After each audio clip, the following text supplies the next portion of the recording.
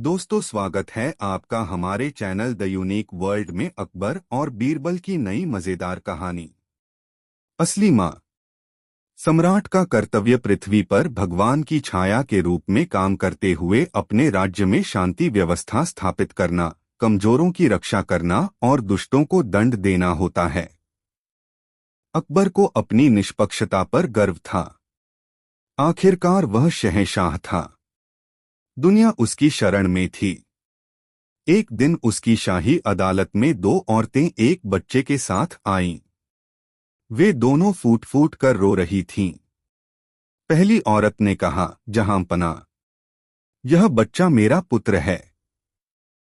मैं बहुत बीमार थी और इसकी देखभाल नहीं कर सकती थी, इसलिए मैंने इसे अपनी सहेली के पास छोड़ दिया था। किंतु अब जब मैं ठीक हो गई हूं तो यह मुझे मेरा पुत्र देने से इनकार कर रही है। इस पर दूसरी औरत ने चीखकर अकबर से कहा, मेरे भगवान, यह झूठ बोल रही है। यह मेरा पुत्र है और मैं इसकी मां हूं। यह औरत इस तरह की कहानियां सुनाकर मेरे पुत्र को ले जाना चाहती है। अकबर यह निश्चय नहीं कर पा रहे थे कि औरतों को कैसे न्याय दिलाया जाए। उसने अपने सबसे बुद्धिमान मंत्री बीरबल को अदालत में बुलाया। बीरबल ने एक के बाद एक दोनों औरतों की बात सुनी और सिर हिलाया। फिर वह अकबर की ओर झुका और बोला, जहांपना, दोनों ही औरतें इस बच्चे की मां होने का दावा कर रही हैं। इसलिए हम इन दोनों को बच्चा दे देते हैं। बादशाह के साथ साथ अदालत ने भी बीरबल को आश्चर्य से देखा।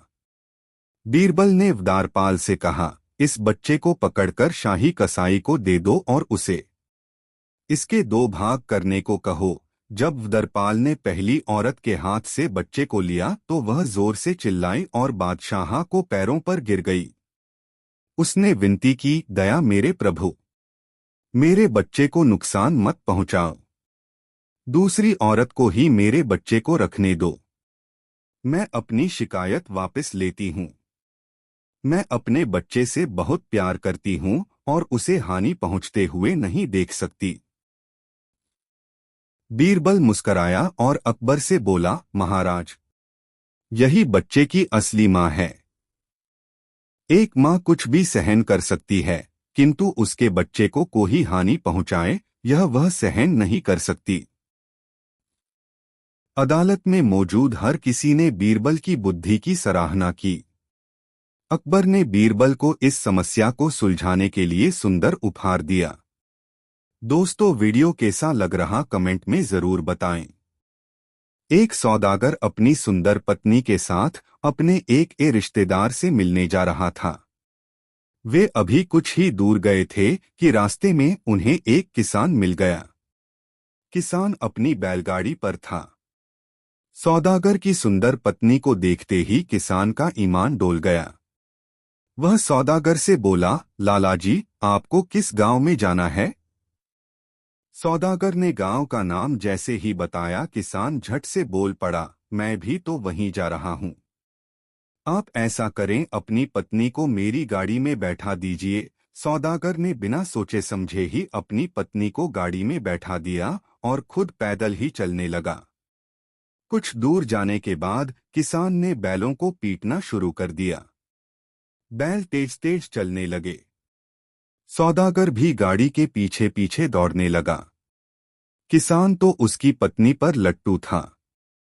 उसने उसे तरह तरह के सब्जबाग दिखाने शुरू कर दिए और उसे अपने पक्ष में कर लिया। जब गांव आ गया तब सौदागर ने किसान को आवाज देकर कहा, भैया, गाड़ी रोको। हमें जिस गांव में जाना है वह गांव आ गया। मेरी पत्नी को यहीं पर गाड़ी से उतार दो। किसान बोला, मेरा गांव तो अभी आगे है और यह तुम्हारी पत्नी नहीं है, यह तो मेरी पत्नी है। सौदागर किसान की बातें सुनकर अवाक रह गया और दौड़कर गाड़ी के पास आ गया। फिर वह चिल्लाने लगा, यह धूर्त किसान मेरी पत्नी को अपनी पत्नी बता रहा है और उसे गाड़ी से उतरने नहीं दे रहा है। सौदागर की बातें सुनकर कुछ लोग वहां आकर खड़े हो गए। लेकिन कोई भी कुछ नहीं बोल सका। दोनों आपस में बहस करते हुए शहंशाह अकबर के दरबार में पहुंचे। अकबर बादशाह ने उन दोनों की बातें सुनने के बाद बीरबल को हुक्म दिया कि वह इस मामले को सुलझाएं।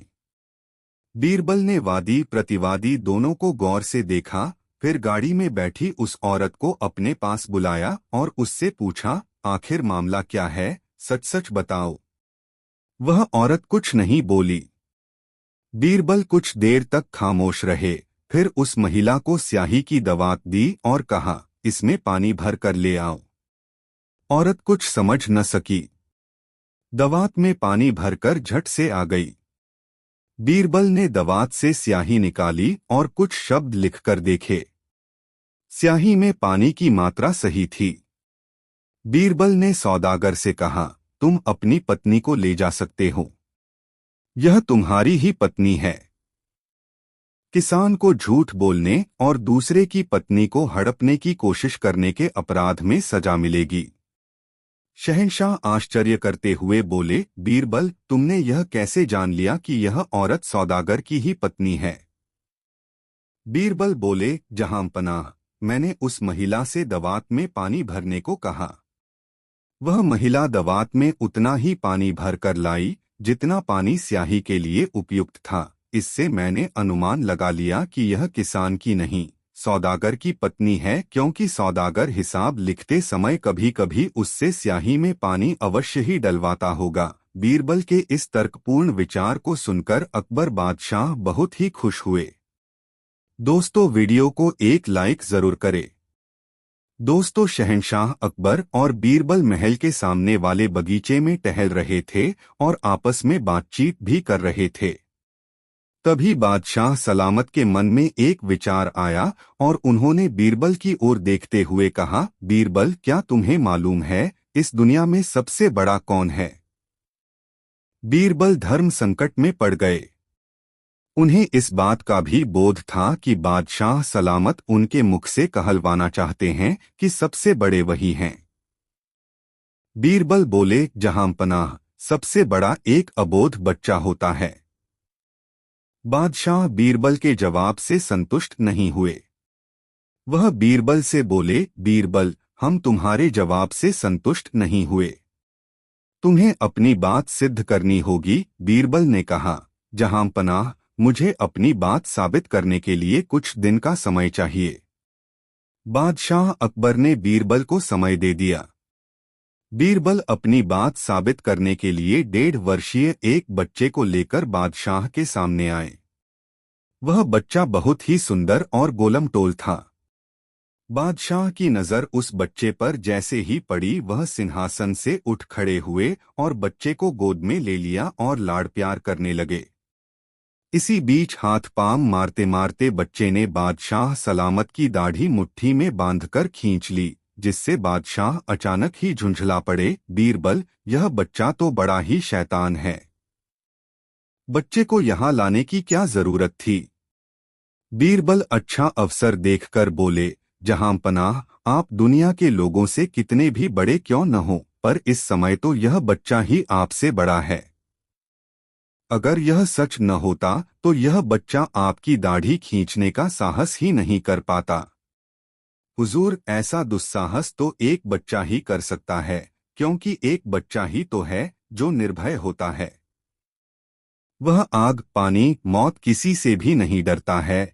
बीरबल के इस तर्क के आगे शहंशाह अकबर को यह मानना ही पड़ा कि दुनिया में सबसे बड़ा बच्चा ही होता है। दोस्तों, वीडियो कैसा लग रहा कमेंट में जरूर बताएं।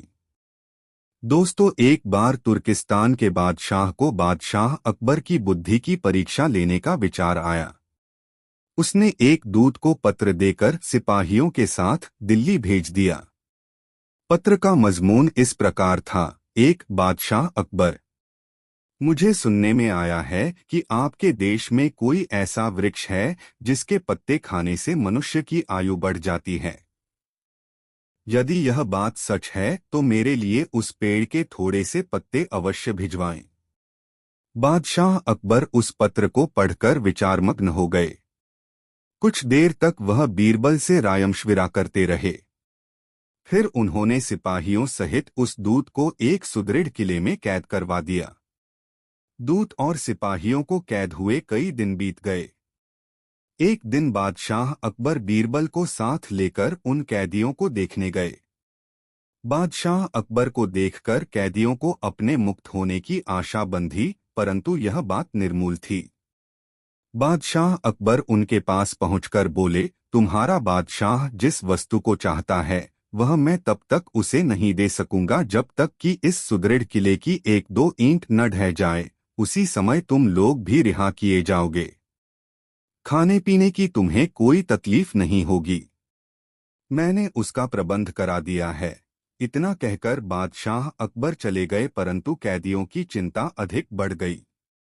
वे अपने मुक्त होने का उपाय सोचने लगे। कुछ देर तक कैदी विचार विमर्श में डूबे रहे। अंत में वे ईश्वर की वंदना करने लगे, या खुदा, क्या हम इस बंधन से मुक्त नहीं किए जाएंगे? क्या हमारा जन्म इस किले में बंद रहकर दुख भोगने के लिए हुआ है? आप तो बड़े रहमदिल हैं, हम बेगुनाहों पर भी कृपा कीजिए। इस प्रकार वे नित्य प्रार्थना करने लगे। ईश्वर की दयालुता प्रसिद्ध है। एक दिन बड़े जोरों का भूकंप आया और किले का कुछ भाग भूकंप के कारण धराशायी हो गया। सामने का पर्वत भी टूटकर चकनाचूर हो गया। इस घटना के पश्चात दूत ने बादशाह के पास किला टूटने की सूचना भेजी। बादशाह अकबर को अपनी कही हुई बात याद आ गई। इसलिए वह दूत और उसके साथियों को दरबार में बुलाकर बोले, आपको अपने बादशाह का सवाल पता ही होगा और अब उसका उत्तर भी तुमने समझ लिया है। यदि नहीं समझा हो तो सुनो, मैं उसका खुलासा किए देता हूँ। देखो, तुम लोग गिनती में केवल 100 हो और तुम्हारी आह से ऐसा सुदृढ़ किला ढह गया। फिर जहाँ हजारों लोगों पर अत्याचार हो रहा हो, वहाँ के बादशाह की उम्र कैसे बढ़ेगी?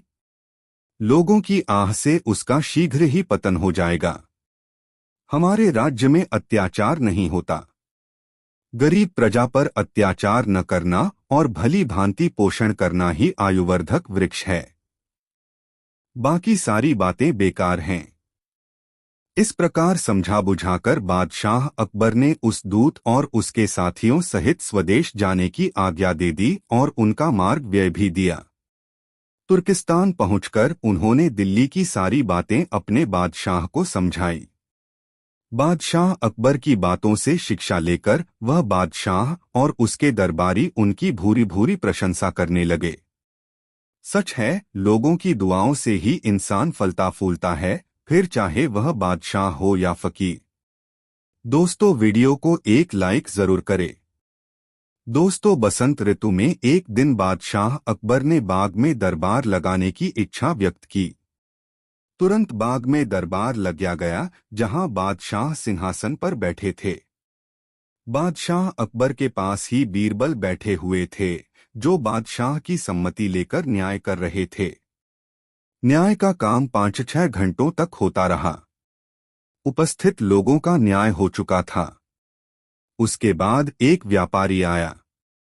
उसने अपनी अर्जी बादशाह अकबर के सामने रखी।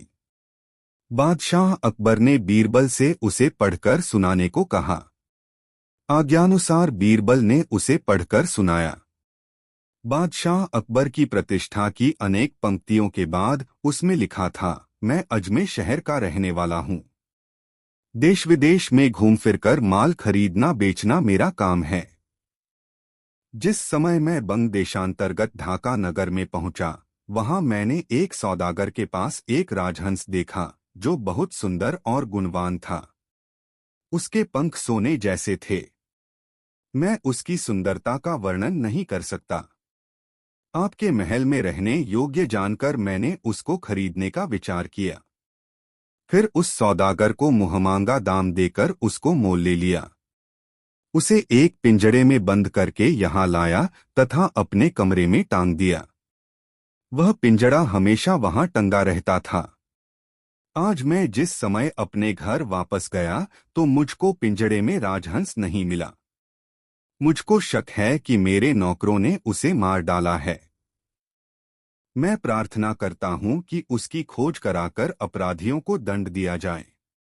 यह फरियाद सुनकर बादशाह अकबर ने उस व्यापारी के नौकरों को दरबार में बुलाने की आज्ञा दी। आज्ञानुसार उसके सब नौकर कुछ ही देर में दरबार में पहुंच गए। बादशाह अकबर ने उन नौकरों से अच्छी तरह पूछताछ की, परंतु जब कुछ पता नहीं चला तो उन्होंने व्यापारी से कहा, तुम्हारी चोरी का पता नहीं चला। हमने तुम्हारे नौकरों से पूछताछ कर ली।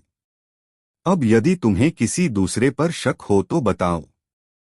यह सुनकर उस व्यापारी का मुंह उतर गया। उसने बीरबल से कहा, जैसा आज मेरे साथ न्याय हुआ, यदि ऐसे अन्य न्याय भी होते हों तो फिर सच्चा न्याय कौन करता है? बीरबल ने कहा, मैं तुम्हारा न्याय किए देता हूँ। फिर बीरबल ने व्यापारी के नौकरों को दोबारा बुलाने की आज्ञा दी। सिपाही नौकरों को ले आए। कुछ खोज करने के बाद बीरबल उनकी ओर देखकर बोले, क्यों रे चोर, तेरे मन में क्या विचार है? पक्षी को मारकर खा गया और उसके पंख भी पगड़ी में छिपाकर दरबार में आया है। वाह, शाबाश! इतनी देर से तो तूने स्वीकार नहीं किया, परंतु अब बोल, क्या कहता है? बीरबल को इस तरह कहते हुए सभी दरबारियों ने मुना। सौदागर के नौकरों में राजहंस को चुगने वाला भी था। उसने अपने मन में विचार किया कि कहीं मैं भूल में अपनी पगड़ी में पंख तो नहीं रख लाया हूं। ऐमा मोचकर उसने इम ढंग से धीरे धीरे पगड़ी पर हाथ फेरना शुरू किया कि किसी भी दरबारी को मालूम न पड़े। सब लोग नौकरों की तरफ देख रहे थे, परंतु किसी की भी दृष्टि उस चोर पर नहीं पड़ी। लेकिन बीरबल ने उस चोर को ताड़ लिया। उन्होंने उसके अलावा अन्य सबको छोड़ देने की आज्ञा दी। फिर बीरबल ने उससे अनेक प्रकार के प्रश्न किए, परंतु जब किसी भी तरह उसने चोरी करना स्वीकार नहीं किया तो उसकी पिटाई करने की आज्ञा दी गई। पिटाई की बात सुनते ही उसने डर के मारे तुरंत अपना अपराध कबूल कर लिया।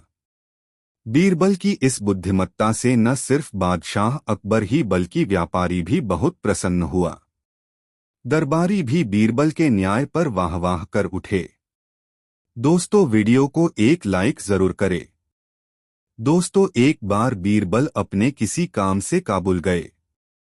उनकी वेशभूषा देखकर लोगों ने वहां के बादशाह को शिकायत कर दी। काबुल के बादशाह के सैनिक बीरबल को दरबार में लेकर आए। काबुल के बादशाह ने उनसे पूछा, आप कौन हैं और यहाँ किस मकसद से आए हैं?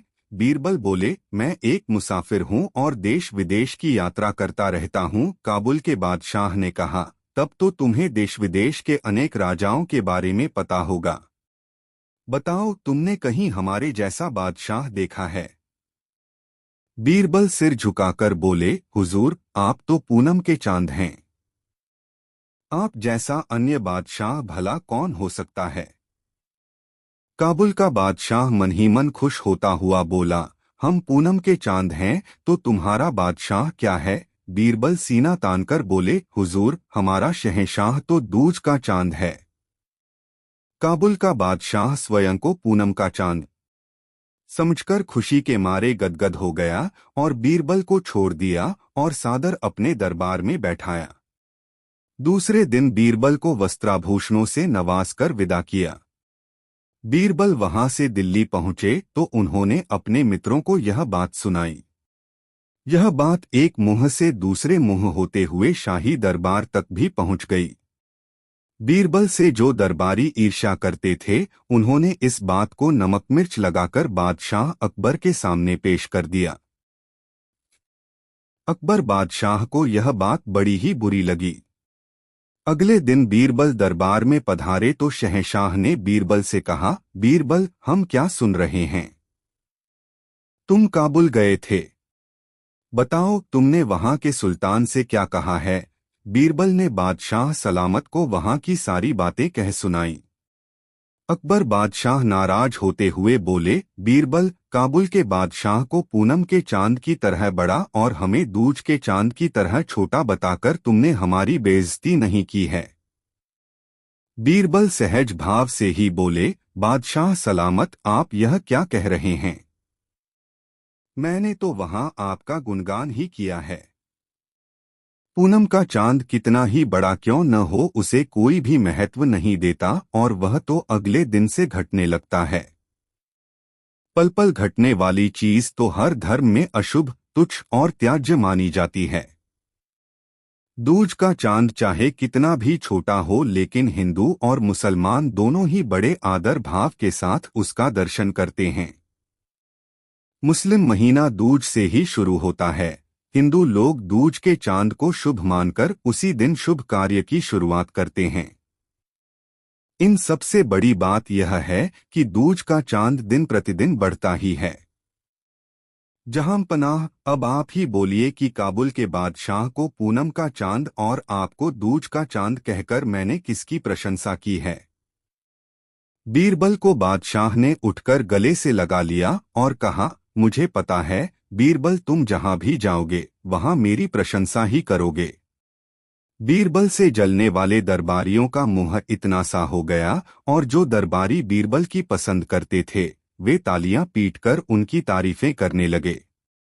बीरबल की यही तो विशेषता थी कि वह बहुत ही सोच समझकर बातें करते थे और मौका आने पर अपनी बात को सिद्ध करके दिखा भी देते थे। दोस्तों, वीडियो कैसा लग रहा कमेंट में जरूर बताएं। दोस्तों, शहंशाह अकबर ने एक मुंशी को चुंगी अधिकारी बना दिया। वह मुंशी बहुत ही प्रसन्न हुआ और बादशाह की ढेरों प्रशंसा करके चला गया। कुछ दूरी पर ही बीरबल बैठे थे।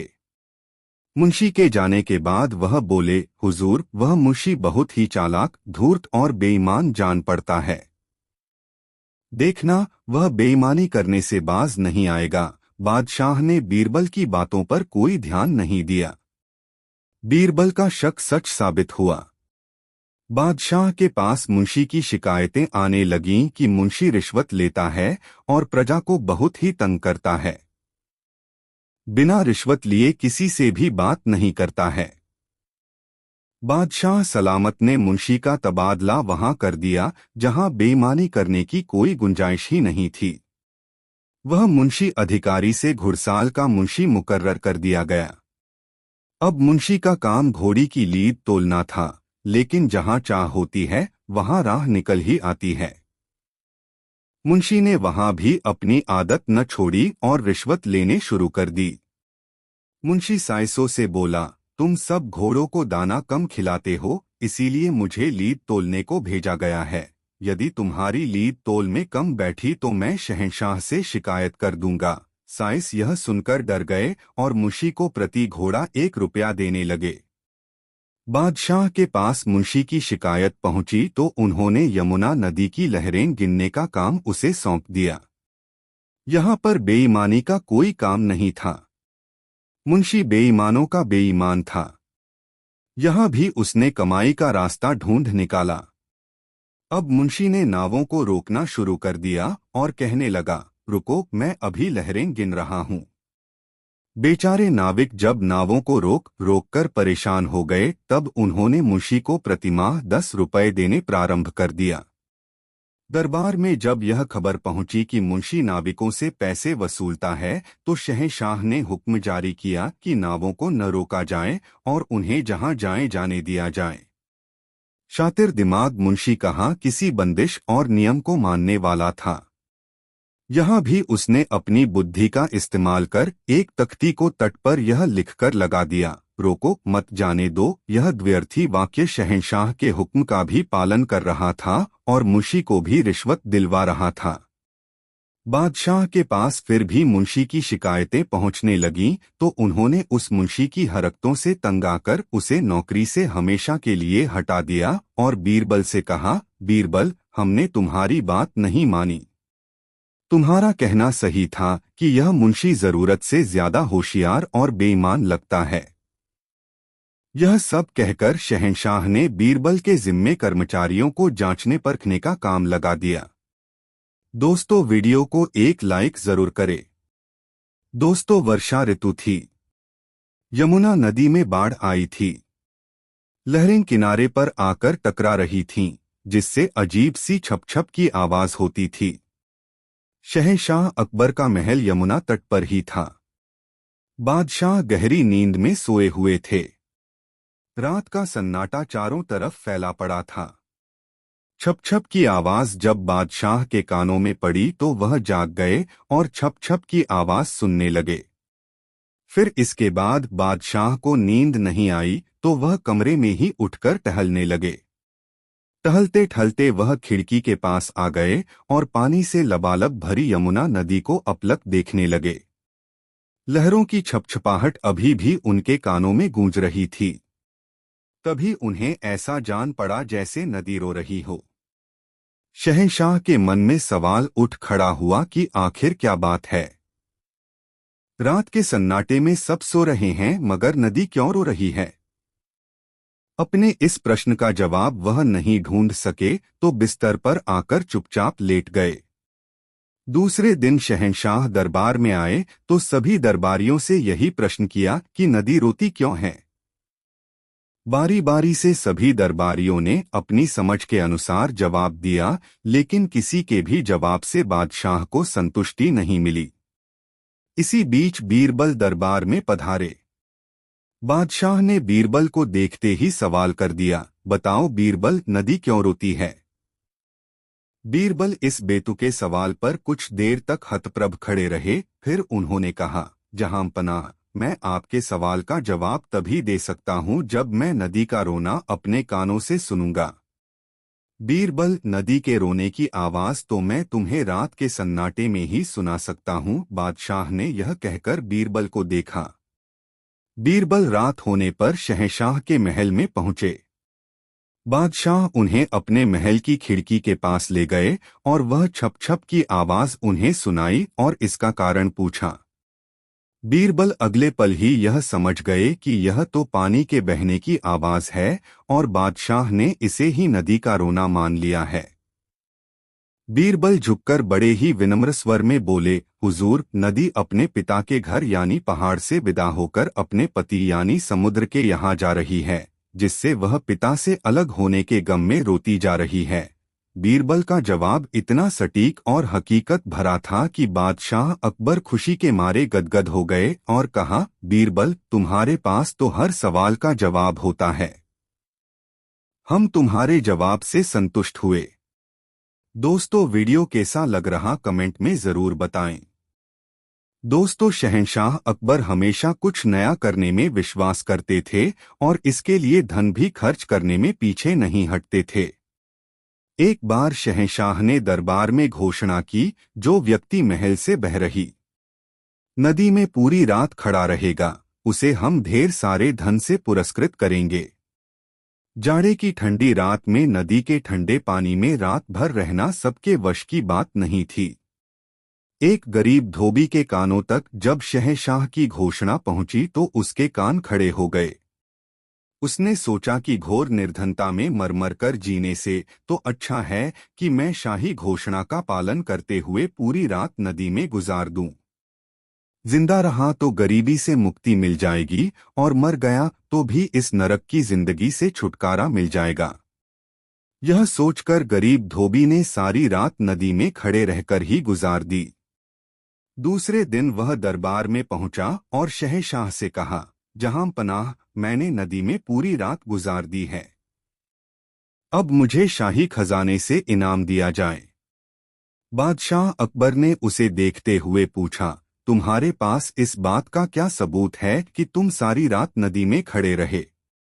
सीधा सादा धोबी बोला, जहांपनाह, मैं पूरी रात राजमहल की छत पर जल रहे दीपक की लौ को देखता रहा। शहंशाह मुस्कुराते हुए बोले, अच्छा, अब समझ में आया। महल के चिराग की रोशनी की गर्मी के कारण तुम पूरी रात पानी में आराम से खड़े रहे। आथा, तुम इनाम के असली हकदार नहीं हो सकते। बादशाह के इतना कहते ही धोबी का चेहरा लटक गया। गरीब और कमजोर धोबी शहंशाह से जुबान भी तो नहीं लड़ा सकता था। वह दरबार से बाहर आया और बीरबल के समीप पहुंचकर बोला, हुजूर, आप तो गरीबों के दोस्त हैं।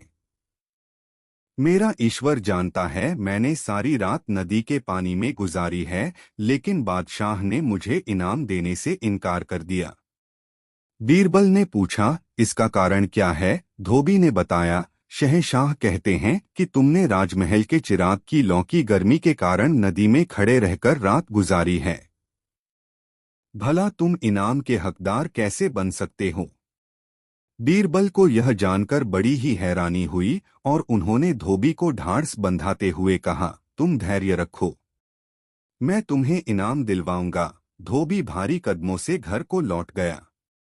दूसरे दिन बीरबल जब दरबार में समय से नहीं पहुंचे, तब शहंशाह ने एक नौकर को उन्हें बुलाने के लिए भेजा।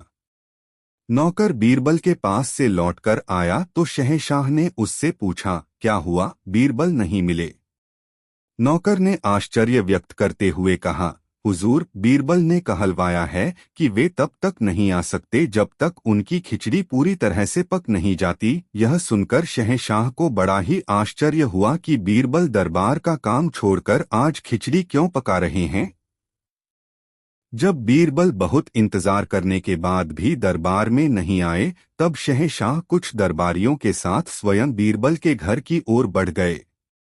बीरबल के घर पहुंचकर उन्होंने देखा कि एक बहुत लंबे बांस के शीर्ष पर एक हांडी लटकी हुई है और बीरबल उसके नीचे आग जला रहे हैं। शहंशाह को बड़ी ही हैरानी हुई कि कहाँ हांडी है और कहाँ आग जल रही है। ऐसे तो पूरी उम्र बीत जाने के बाद भी खिचड़ी नहीं पकेगी। शहंशाह यह सोचते हुए बीरबल से बोले, बीरबल, यह क्या मूर्खता है? हांडी ऊपर बांस में लटक रही है और तुम यहाँ जमीन पर आग जला रहे हो। तुम्हारी खिचड़ी भला कभी पक सकेगी? क्यों नहीं पकेगी जहां पनाह, बीरबल ने पूरे आत्मविश्वास के साथ कहा। लेकिन कैसे बीरबल?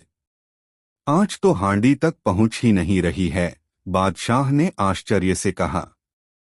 पहुंच रही है हुजूर, बिल्कुल वैसे ही जैसे महल के ऊपर जल रहे दीपक की रोशनी की गर्मी पाकर धोबी सारी रात नदी के पानी में खड़ा रह गया था। बीरबल ने अवसर का लाभ उठाते हुए अपनी बात कह दी। बीरबल के यह कहते ही बादशाह शर्मसार हो गए और उन्होंने धोबी को दरबार में बुलाकर शाही खजाने में से धन देने का हुक्म जारी कर दिया। मोती की खेती बहुत मजेदार कहानी। एक दिन की घटना है कि बादशाह और बेगम दोनों भोजनोपरांत बाग में भूला भूलते हुए सानंद गपशप लड़ा रहे थे। अचानक बेगम की ऊर्ध्ववायु खुली, जिससे बादशाह बहुत चिढ़ गया और बेगम को तुरंत महल से बाहर निकल जाने की आज्ञा दी। बेगम शहर से बाहर एक बाग में कैदी की सूरत में नजरबंद कर दी गई। बादशाह को वही धुन सवार थी। दूसरे दिन जब सवेरे दरबार लगा तो बादशाह ने सभासदों से पूछा, क्या कभी तुम लोगों को भी अधोवायु निकलती है? अधोवायु निकलने के कारण बेगम का दंडित होना सब पर विदित था। इस कारण एक स्वर से सबों ने इनकार कर दिया और उस दिन का दरबार समाप्त हुआ। जिस दिन की यह बात थी, उस दिन बीरबल किसी सरकारी काम से बाहर गया था। इसलिए जब कई दिन पश्चात वह लौटा तो बादशाह ने वही प्रश्न बीरबल से भी किया। भला बीरबल कब चूकने वाला था? वह झट बोला, पृथ्वीनाथ, जिस तरह से अन्य लोगों को अधोवायु होती है, उसी तरह मुझे भी होती है। बीरबल के इस उत्तर से बादशाह बहुत नाराज हुआ और उससे बोला, वाह, खूब अच्छे रहे। इस सभा में ऐसा एक भी आदमी नहीं है जिसे अधोवायु सरती हो, फिर तुम्हें कैसे सरने लगी? जब यही बात है तो तुम दरबार से बाहर चले जाओ और जब तक मैं तुम्हें आने की आज्ञा न दूं कदापि न आना। बीरबल हाजिर जवाब था, उसे उत्तर प्रत्युत्तर करने में हिचकिचाहट नहीं होती थी, परंतु मौका देखकर काम करना बुद्धिमानों का काम है। बादशाह को अपने ऊपर बहुत नाराज देख वहां से वह तत्काल बाहर चला गया। बेगम को नजरबंद हुए जब बहुत दिन हो गए तो एक दिन वह अपने नजरबंदी के कष्टों से ऊबकर बीरबल को बुलवाया और उससे आजिजी कर बोली, बीरचल, आपकी मदद के बिना मेरा उद्धार नहीं हो सकता। कोई तरकीब निकालकर मुझे इस निविड़ कैद से मुक्त करो। मेरा जीवन असंभव हो रहा है। बीरबल ने कहा, दूसरे को वकालत वही कर सकता है जो निर्दोष हो। मैं तो खुद हो तुम्हारे दोष में शामिल हूँ, तुम्हारी मदद कैसे कर सकता हूँ। बेगम बीरबल को भली भांति जानती थी, अतएव उसकी बात बीच में ही काटकर बोली, बीरबल, तुमको मैं भली भांति जानती हूँ। मेरा दृढ़ विश्वास है कि चाहे बादशाह तुमसे भले ही नाखुश हो, परंतु उनको मना लेना तुम्हारे बाएं हाथ का खेल है। बेगम की इस युक्तिसंगत बात को सुनकर बीरबल खुश होकर उसके कार्यसाधन के निमित्त 10,000 रुपए की मांग पेश की। उसे तत्क्षण 10,000 की थैली समर्पण की गई। बीरबल घर पहुंचकर एक सुनार को बुलवाया, वह अपने काम का बड़ा पक्का था। बीरबल उसको रुपए की एक थैली देकर बोला, सेठ जी, मुझे मोती मंडित सुवर्ण का एक जव की बाली दरकार है, इसलिए आप उत्तम 2 मोतियों को बाजार से संग्रह कर उन्हें सोने में इस प्रकार जड़ो कि देखने में हूबहू जव की बाली ही जान पड़े। सुनार कुछ कालोपरांत एक उत्कृष्ट बाली बना लाया। बीरबल उसे देखकर बड़ा प्रसन्न हुआ और उसे कुछ द्रव्य इनाम में देकर विदा किया। आप उस बाली को लेकर बादशाह के महल की तरफ चला। दरबार में पहुंचते पहुंचते आधा दिन ढल गया। परंदारों से अपने आने का संदेशा बादशाह के पास यह भेजा कि, पृथ्वीनाथ, मैं एक बड़े आवश्यक कार्यवश आपसे मिलने आया हूँ, यदि आज्ञा हो तो अंदर आऊं। बादशाह ने आज्ञा देकर बीरबल को दरबार में बुलवा लिया। बीरबल बादशाह के पास पहुंचकर नियम अनुसार सलाम कर बगल में बैठ गया और मोती उसके हाथ में देकर बोला, गरीब परवर, यह मोती का बीज एक बाहरी व्यापारी लेकर आया था, जिससे मैंने बड़ी कठिनता से प्राप्त किया है। इसमें एक खास खसूसियत यह है कि यदि कोई पाक साफ आदमी इसको अच्छी जमीन में बोएगा तो इसी के समान और बहुत सी मोतियां पैदा होंगी। मैंने देखा कि यह काम सिवा आपके दूसरा कोई न कर सकेगा, अतएव आपकी सेवा में लेकर उपस्थित हुआ हूँ। कृपया इसको किसी अच्छी जमीन पर बो दीजिए, आपको आगे चलकर इससे बड़ा लाभ होगा। बादशाह उसकी बात मानकर तुरंत आज्ञा दिया, बीरबल, इसके योग्य जमीन ढूंढकर सूचना दो।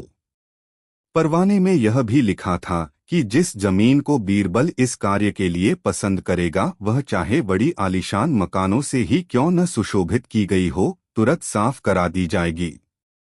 बीरबल की खूब बन आई। उसने अपने पुराने वैरियों के मकानातों को आर्डर देकर तोड़वा दिया। कितने लोगों ने तो बीरबल के आतंक से बचने के लिए बड़ी बड़ी रकरमों की घूंसे दी। पहले वह नाक भौं सिकोड़कर लोगों को टरकाता, परंतु जब न मानते और बहुत मिन्नत करते तो किसी से कम और किसी से बेस लेकर उनका मकान छोड़ देता।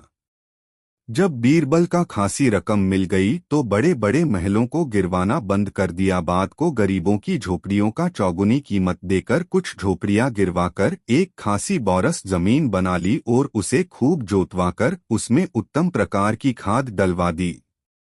पंक्ति से आवपाशी कराकर उसको भली भांति सिंचवाकर खेत को दुरुस्त करवा लिया। जब बीज बोने के काबिल खेत तैयार हुआ तब बीरबल ने एक दूत द्वारा बादशाह के पास खबर भेजी, पृथ्वीनाथ, आपका खेत तैयार हो गया है, अब आप सभासदों के सहित पधार कर खेत का मुलाहिजा फरमावें।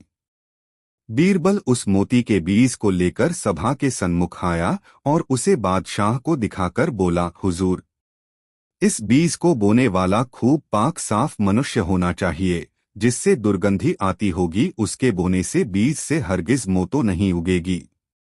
इसलिए जिसके शरीर से कभी वायु न सरती हो वह इसको बोए। आपके दरबार में तो ऐसों की कमी भी नहीं है। किसी एक को आज्ञा दीजिए कि जो इस काम को प्रसन्नता पूर्वक करे।